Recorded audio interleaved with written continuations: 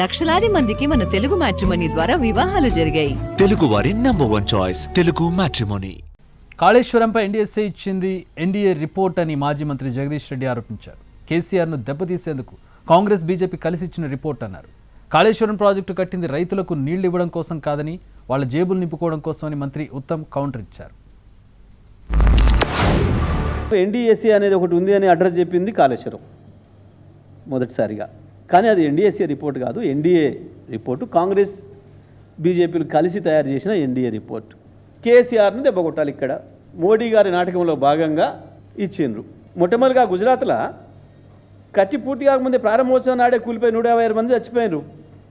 గాడికి ఎందుకు పోలేదు ఆ ఎన్డీఎస్ఏ రిపోర్ట్ ద్వారా ఒకటి చాలా స్పష్టమవుతుందంటే కాళేశ్వరం ప్రాజెక్టు కట్టింది రైతులకి నీళ్ళు ఇవ్వడానికి కాదు, వాళ్ళ జేబులు నింపుకోవడానికి అని చెప్పి చాలా స్పష్టంగా అందరికీ అర్థమవుతుంది.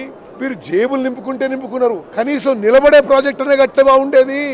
నాసి రకం ప్రాజెక్ట్ కట్టి కూలిపోయిన తర్వాత కూడా మీరు మాట్లాడుతున్నారంటే ఇంతకంటే నిస్సిగ్గు నిర్లజ్జ మాటలు మరొకటి ఉండవు.